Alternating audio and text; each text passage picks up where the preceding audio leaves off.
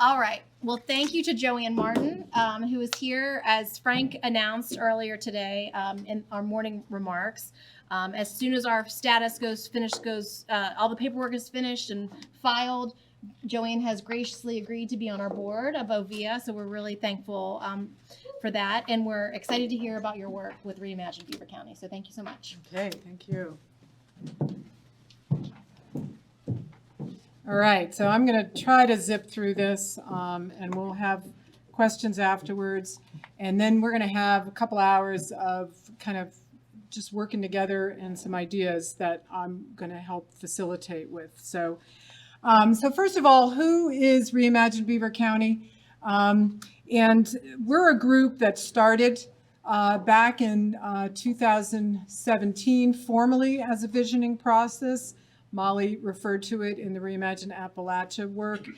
We had the support of the League of Women Voters for that, and they were able to take our community through a visioning process. Our community being Beaver County, our community being the poster child for doing it exactly how they tell you not to do it.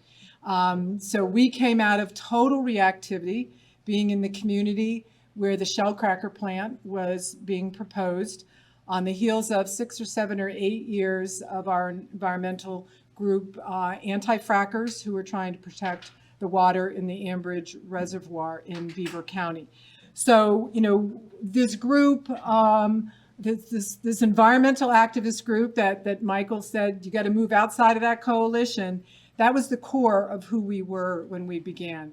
And as I said to Leah, when we were talking before this week, whoever shows up in the room are exactly the right people who are supposed to be there. And you just work with who's there in the moment and try to grow and develop as you move beyond that. So we started in a church basement. We started with a small group of people, probably smaller than this group. I don't think there was more than 10 of us there. We were all over 60 and white.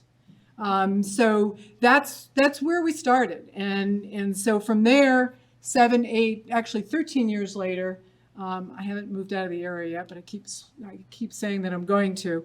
We're still here. So we have a big goal. We have a goal of changing the paradigm. We have a goal of rewriting what the economic development path is. And now, not just in Beaver County, but beyond. So yes, it is impossible.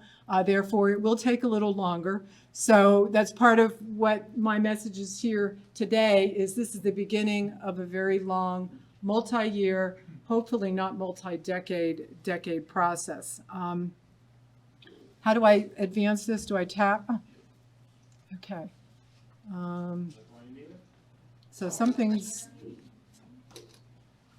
missing there, but if you keep pressing it, it should gradually show up. Oh, maybe not. I lied. we go backwards. Okay, that's the first slide. So I don't know what happened to the second slide. It came out blank. Okay, well, we'll go to the third slide. Okay. So the community, no, we want to go to the next one. That's the one that comes up next. Yeah, I don't know why the other one is blank. So we started as this a group of environmental activists. We did a visioning process. I think, you know, your group, Leah, has done some of that. We had people come together with these giant maps that we made of the Beaver County, Ohio River Valley region. And people came up with their ideas as what they wanted to see for the region. The ideas, you know, were very much prompted of alternatives to petrochemicals, or alternatives to plastics is really what it involved. And that's where we took our subsequent research after a year of visioning sessions.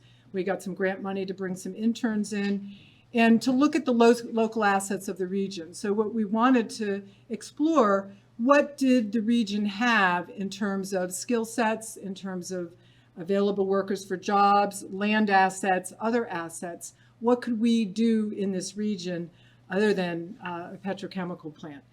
So that continued to be our core main driver. And again, back to what they say, be proactive, not reactive. But it actually gave us a lot of fuel. Sometimes when we get angry and we're activists, it gives us a lot of creativity, a lot of energy to go out there and contribute to the world. So, as I said, we were lacking the broad representation through the years. We have continued to build out our network and our coalition, but we're still in process. We are a case study in process. We're still working at that. And part of what we determined as we were going through our first couple of years is the environmental activists really needed to continue to focus on the problem. The problem being that we have this petrochemical plant, all these jobs promised that, as the Orvey report has demonstrated, have not come to fruition. We had a plant come on stream, the petrochemical plant that came on stream after the first couple of months of operation. It was shut down because of air violations and was shut down for many months. And this environmental group that started back in 2009 has become so formalized and so successful and has received so much funding and support. They have developed a group now that's called Eyes on Shell. They meet monthly. And this is a network that, this is a watchdog group to the hilt. Everything Shell does is reported on, is tracked, is monitored. And this group of largely volunteers in the initial days, but now has got some formal funding, is they're tracking everything Shell does. And one of the outflows of that, which is a benefit, is Shell has been fined $5 million, more than that actually, but there will be $5 million available for the community because of their air violations. And that funding has now gone into a pot that there's a community, a coalition of people who are going to make determination on how that fine should be spent in the community. It will not be spent on playgrounds. It will not be spent to placate, local government. It will be spent to mitigate, and it will always have it has to be clear that that funding came because they violated conditions in the community. They've not been a good neighbor, and that's the phrase that our activists have been talking about throughout the term. Reimagine Beaver had to distinguish itself from these activists, and we'll talk about this afternoon, because, as we say, we're not against something, we want to learn about it. If I'm honest, I'm usually pretty clear up front when I'm against something, even before I learn about it. So, but that's me. I'm a Sagittarius, and I just open my mouth and then, put my entire body into it. But one of the things that was important is that we build a coalition in the community, and we weren't getting the support by coming from the environmental activist frame. We had to come from a different framework. So the framework now for Reimagine Beaver, which developed a few years ago and continues, is that what we're going to do is we're going to generate, what are the alternatives? If we're against petrochemical, what are we for? And what's really important, and this is the proactive piece that Michael talked about, this is where we have to demonstrate what can benefit the community, what are the industries that the community wants, what do the people want to participate in and contribute towards. And this is the work that Reimagine Beaver has continued to do. And I'm going to pass these out later. But in this, in our early years of doing research and looking at the community assets, all of the contributions from the community identified sectors of development. We identified catalytic projects and ideas in 4 sectors of development that we thought, based on the assets of this Beaver County region, would actually fit for the region. And so we had these 4 sectors: sustainable agriculture, riverfront, green chemistry, and energy innovation. And as we continue to meet, when I say we, it was this ever-changing small group, large group, coalition of people that kept changing over the years. Some people are from Allegheny County, some are from Beaver County. I met with the Ohio River Valley people, Reimagine Appalachia. We've just tried to address this issue from beyond a Beaver County problem. It's really a larger regional problem. But throughout all those conversations, we wanted a demonstration project. We want a pilot project. We wanted to actually select something that we could do and advance in the community, in the region, that would be an alternative industry, that would generate jobs, that would be economically beneficial. We've been very keen on the triple bottom line and lifting up social benefit as well as environment. The powers that be and all the experts say you got to really talk about jobs and the economics of things in order to get people's attention. So we really do have to focus a fair amount in that direction. But the project that, and we'll get to it in a minute, that the project that we selected was in the category in the sector of development of green chemistry. And I'm going to come to that in a minute. But one of the things I think is important to note is about being open to change and adapting. Even though we started out as this very narrow coalition of people, we've tried to shift and change through the years and adapt to what's happening in the local environment. What the community is asking for and any changes in the community. So one example of our big change is we started out with a mission statement that said we wanted to work with local leadership to promote workforce development and job creation in innovative technologies and alternative technologies. Well, quite frankly, when we came out with this report, and we had a press release and came out with a public event, and I was counseled, and I call him my secret spy. I was counseled by somebody from the Economic Development Group that said, don't just hand this over to the economic development people. It will go in the top drawer. If you want to do this, if you want to do a project, you need to do it yourselves. And yourselves, we didn't know what that meant. Did that mean we had to start a nonprofit? Did we have to continue building coalition? Did we have to fire everybody in government and reelect everybody new? We still don't know what that means. But what we did do is we kept coming together and talking about we need a modification in our mission statement. So we went from working with to essentially what we're saying is we want to lead the change now, and we want to mobilize green tech development. And this may be kind of working outside the box, and we don't yet know exactly what it's going to mean, but this is what I call emergent design, Leah. We're kind of learning as we go as a community. So a lot of time was spent. We got a lot of assistance from different groups. Slippery Rock College, we spent some time up there working on our vision and mission statement and our goals and objectives. And this is where we ended up. If you remember, that vision statement previously was really long, or the mission statement. And we just really kind of culled it down. And just to be really clear and direct, that we want clean, innovative industries. And we want to mobilize green tech development that has the balance of economic health and social benefits. So they're pretty broad statements. So they're broad so that intentionally, so that they can include a lot of different industries. But two of the core elements that have been part of this work throughout as the group has been meeting is health of the community, health of the people, health of the environment. And the other big central piece for us locally in Beaver County is alternative to plastics. We believe that we need to get plastics off the plant, and we want to look at industries that are alternative to plastics. So the toolkits that Molly talked about, these were the steps that we were advised to follow in the early days with the help from the League of Women Voters, who really started this visioning process in the region. We've done all of this, and we keep doing it again and again. So I think Michael said it, none of this is linear.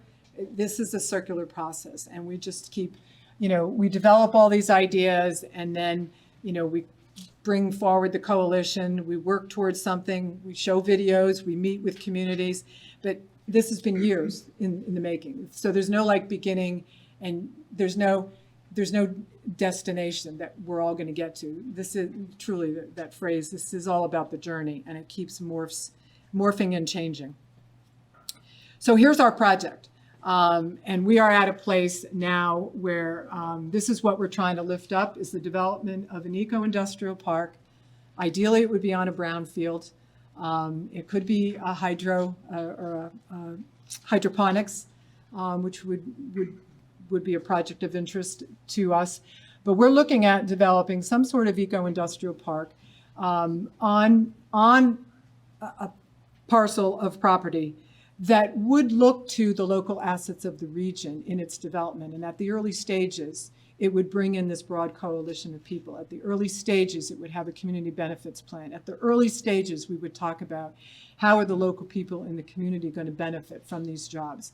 How will these funds stay in the local community? And at the central of this, of our leadership team and even the broader coalition, the motivator is always alternative to plastics.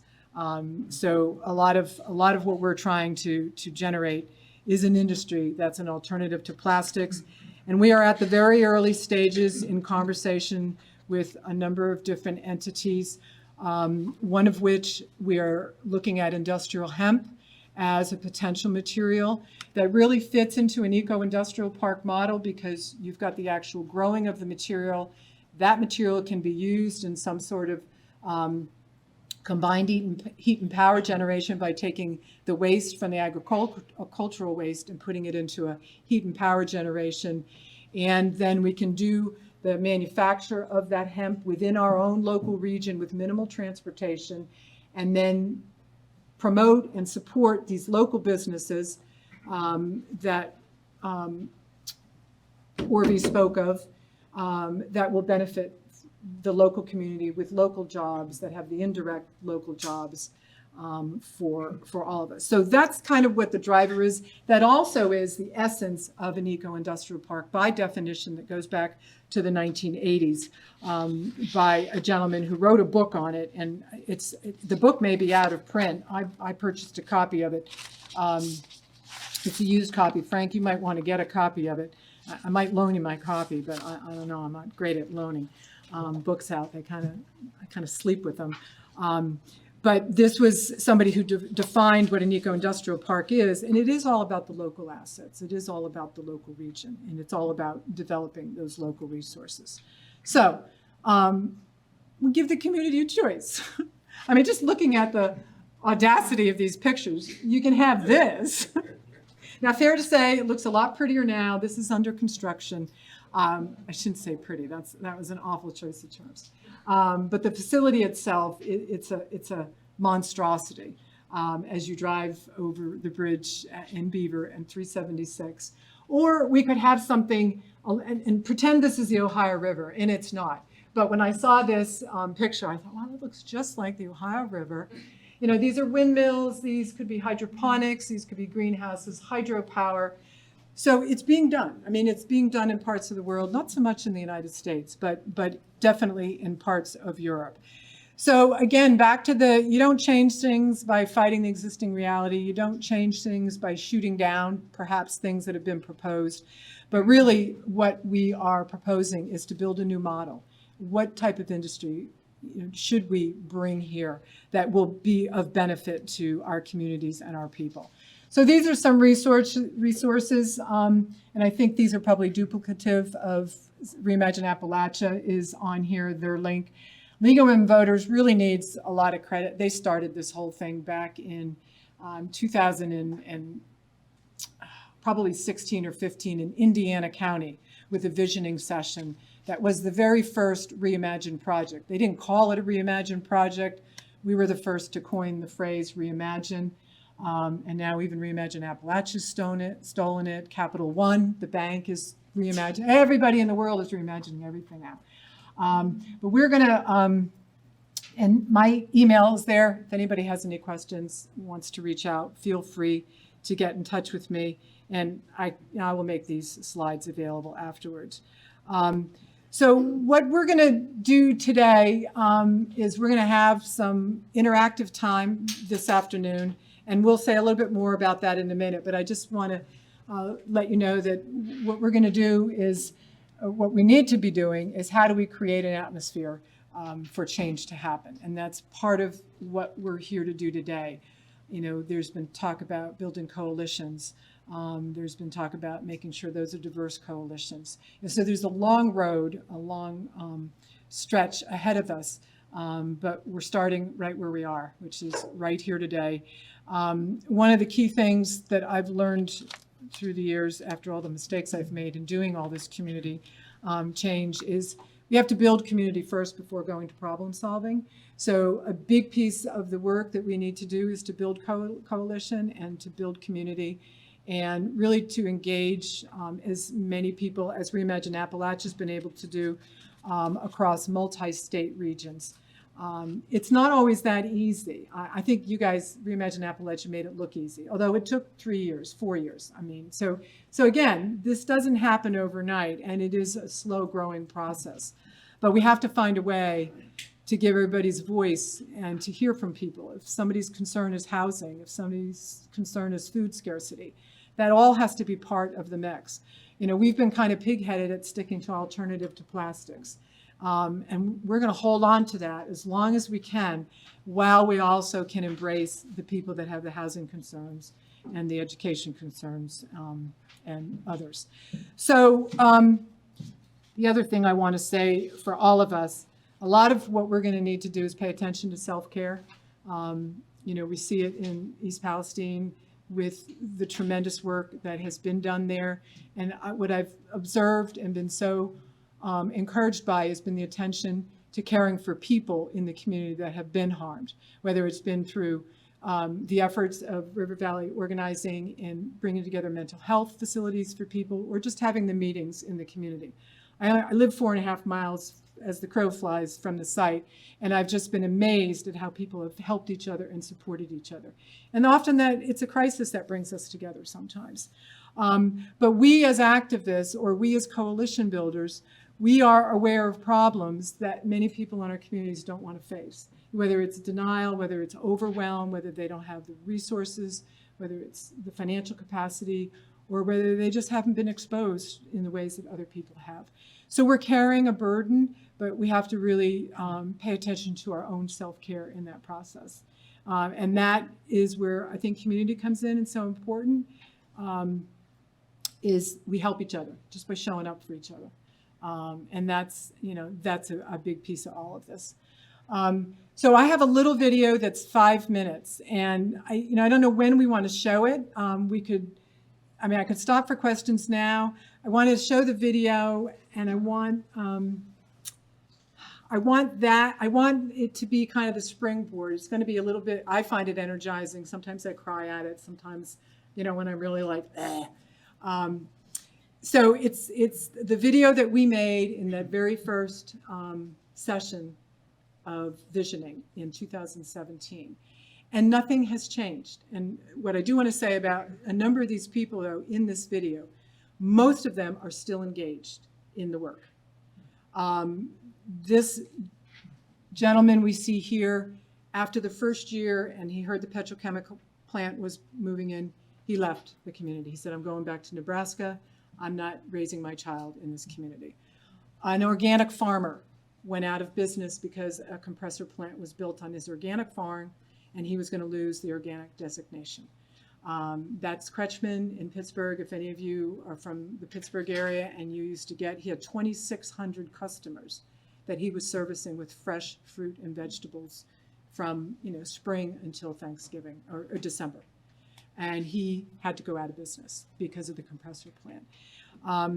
So when I look at this video, and Natalie, I don't know, I'm not getting the live. Yeah, let's watch the video and then. But I don't see the arrows, Okay. so I'm not. So let's watch the video, then maybe take a break, and then you can do questions and answers, and then Yeah. that way everything, all the. But I'm going to pass these out as she's setting this up. Oh, Frank did already. Oh, thanks, Frank. So the video preceded this work, and this was the documentation of the work that we did.